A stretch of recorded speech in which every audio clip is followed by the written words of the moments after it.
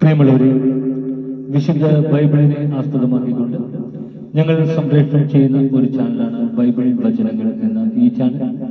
ഈ ചാനൽ കൂടി വിശുദ്ധ ബൈബിളിലെ പഴയ നിയമത്തിലെ ഉൽപ്പത്തി പുസ്തകം മുതൽ പുതിയ നിയമത്തിലെ വെളിപ്പാടിന്റെ പുസ്തകം വരെയുള്ള എല്ലാ അധ്യായങ്ങളും ഉൾക്കൊള്ളിക്കുവാൻ ഞങ്ങൾ ശ്രമിക്കുകയാണ്.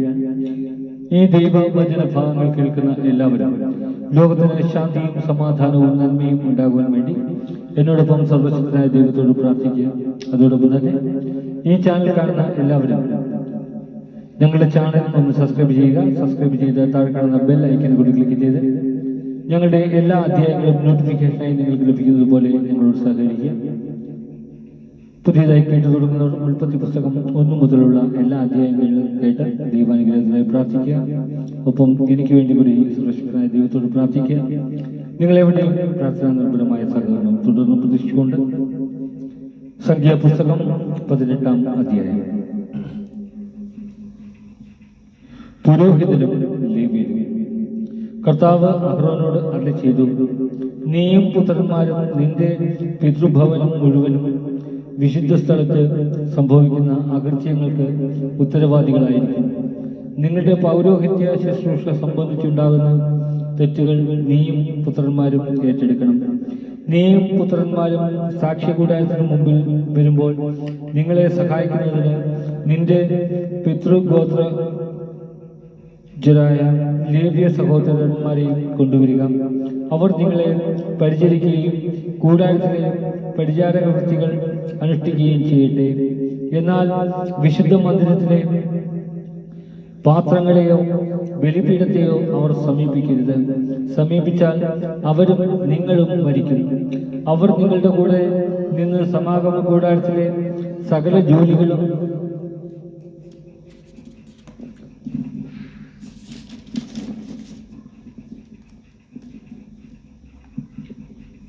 ചെയ്യണം. മറ്റാരും നിങ്ങളെ സമീപിക്കരുത്.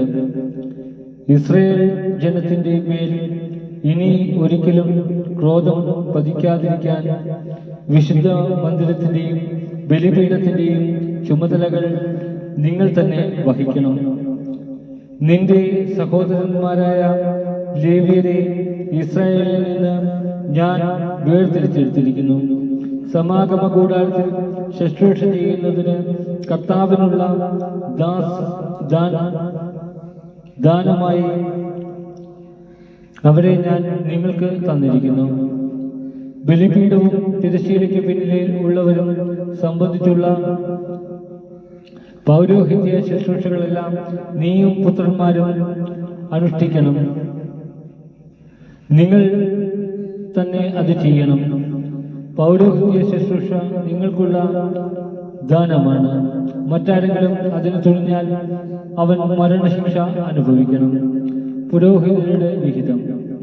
കർത്താവ് അഹ്റോനോട് അരുളിച്ചെയ്തു, ഇസ്രായേൽ ജനം എനിക്ക് സമർപ്പിക്കുന്ന കാഴ്ചകൾ നിങ്ങളെ ഞാൻ ഏൽപ്പിച്ചിരിക്കുന്നു. അവ നിനക്കും നിന്റെ പുത്രന്മാർക്കും എന്നേക്കുമുള്ള ഓഹരിയായിരിക്കും. ബലിപീഠത്തിലെ അഗ്നിയിൽ ദഹിപ്പിക്കാതെ മാറ്റിവെക്കുന്ന അതിവിശുദ്ധ വസ്തുക്കളിൽ അവർ എനിക്കർപ്പിക്കുന്ന വഴിപാടുകൾ, ധാന്യബലികൾ, പാപപരിഹാര ബലികൾ, പ്രായശ്ചിത്ത ബലികൾ എന്നിവ നിന്റെ ഓഹരിയായിരിക്കും. ഇവ നീയും പുത്രന്മാരും അതിവിശുദ്ധമായി കരുതണം. വിശുദ്ധമായ ഒരു സ്ഥലത്ത് വെച്ച് അത് ഭക്ഷിക്കണം. പുരുഷന്മാർക്കെല്ലാം അതിൽ നിന്ന് ഭക്ഷിക്കാം. അത് വിശുദ്ധമാണ്. ഇസ്രായേൽ ജനം നൽകുന്ന സകല നേർച്ച കാഴ്ചകളും അവരുടെ നീരാജനങ്ങളും നിന്റേതായിരിക്കും. ഇവ നിനക്കും പുത്രന്മാർക്കും പുത്രിമാർക്കും ശാശ്വതാവകാശമായി ഞാൻ തന്നിരിക്കുന്നു. നിന്റെ കുടുംബത്തിൽ ശുദ്ധിയുള്ളവർക്കെല്ലാം അതിൽ നിന്ന് ഭക്ഷിക്കാം. ഇസ്രായേലിയർ ആദ്യഫലമായി കർത്താവിന് സമർപ്പിക്കുന്ന ഏറ്റവും വിശിഷ്ടമായ എണ്ണയും വീഞ്ഞും ധാന്യവും ഞാൻ നിനക്ക് നൽകുന്നു. അവർ കർത്താവിന് കൊണ്ടുവരുന്ന തങ്ങളുടെ ദേശത്തെ ആദ്യം പാകമാകുന്ന ഫലങ്ങൾ നിനക്കുള്ളതായിരിക്കും. നിന്റെ കുടുംബത്തിൽ ശുദ്ധിയുള്ളവർക്കെല്ലാം അതിൽ നിന്ന് ഭക്ഷിക്കാം. ഇസ്രായേലിൽ ദൈവത്തിന് പ്രതീക്ഷിക്കപ്പെട്ടതോ ഒക്കെയും നിനക്കുള്ളതായിരിക്കും. അവ കർത്താവിന് സമർപ്പിക്കുന്ന കടിഞ്ഞൂലുകൾ മനുഷ്യന്റെയോ മൃഗത്തിന്റെയോ ആകട്ടെ നിനക്ക് അവകാശപ്പെട്ടതായിരിക്കും. എന്നാൽ മനുഷ്യരുടെയും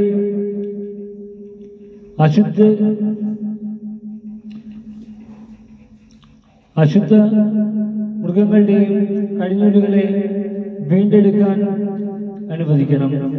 1 മാസം പ്രായമാകുമ്പോഴാണ് അവയെ വീണ്ടെടുക്കേണ്ടത്. അതിനുള്ള തുക 1 ശെക്കലിൽ 20 ഗേറാം എന്ന് വിശുദ്ധ സ്ഥലത്ത് നിലവിലുള്ള നിരക്കനുസരിച്ച് 5 ശെക്കൽ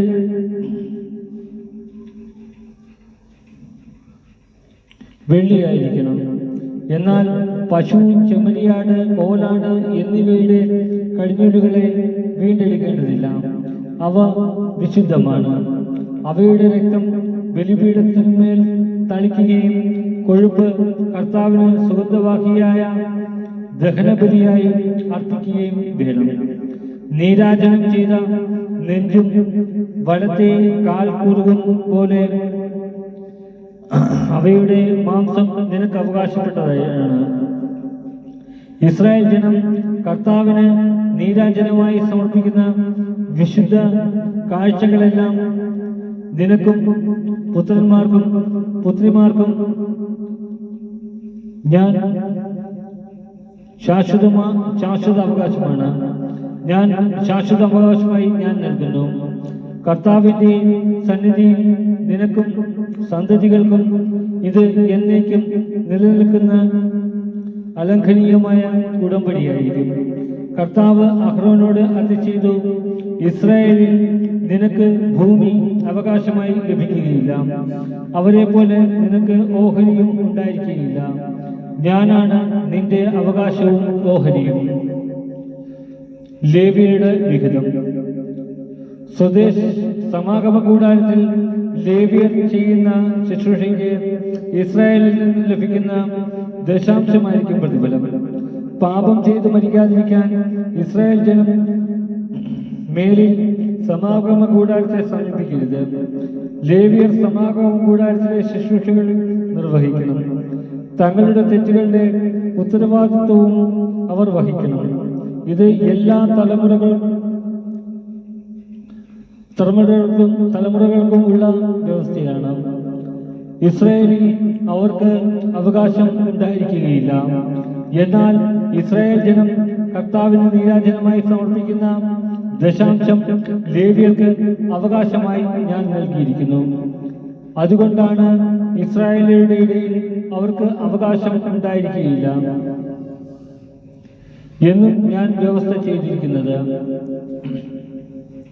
കർത്താവ് മോശയോട് അരുളിച്ചെയ്തു, ലേവ്യരെ അറിയിക്കുക, ഇസ്രായേലിൽ നിന്ന് ഞാൻ അവകാശമായി തന്നിരിക്കുന്ന ദശാംശം നിങ്ങൾ വാങ്ങുമ്പോൾ അതിൻ്റെ ദശാംശം കർത്താവിന് നീരാജനമായി സമർപ്പിക്കണം. നിങ്ങളുടെ ഈ കാഴ്ച മെതിക്കളത്തിൽ നിന്നുള്ള ധാന്യം പോലെയും നിറഞ്ഞ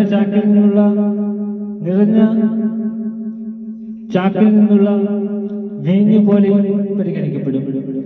ഇസ്രായേലിൽ നിന്നും സ്വീകരിക്കുന്ന ദശാംശങ്ങളിൽ നിന്നെല്ലാം നിങ്ങൾ കർത്താവിന് നീരാജനം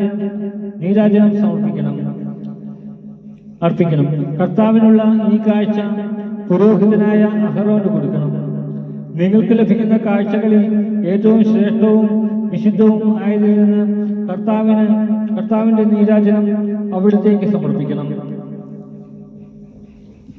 ആകയാൽ നീ അവരോട് പറയുക, ഉത്തമ ഭാഗം അർപ്പിച്ചു കഴിഞ്ഞ് ബാക്കിയുള്ളത് ധാന്യവും മുന്തിരിയും പോലെ ലേവ്യർക്കുള്ളതാണ്. സമാഗമ കൂടാരത്തിൽ ചെയ്യുന്ന ജോലിക്കുള്ള പ്രതിഫലമാകിയാൽ നിങ്ങൾക്കും കുടുംബാംഗങ്ങൾക്കും അത് എവിടെ വെച്ച് വേണമെങ്കിലും ഭക്ഷിക്കാം. ഏറ്റവും നല്ല ഭാഗം നീരാജനം ചെയ്തു കഴിഞ്ഞാൽ പിന്നെ അത് നിമിത്തം നിങ്ങൾക്ക് കുറ്റമുണ്ടാവുകയില്ല. ഇസ്രായേൽ അർപ്പിച്ച വിശുദ്ധ വസ്തുക്കളെ നിങ്ങൾ അശുദ്ധമാക്കുന്നില്ല, അതുകൊണ്ട് നിങ്ങൾ മരിക്കുകയില്ല. നമ്മുടെ കർത്താവായ മിശിഹായ്ക്ക് സ്തുതി.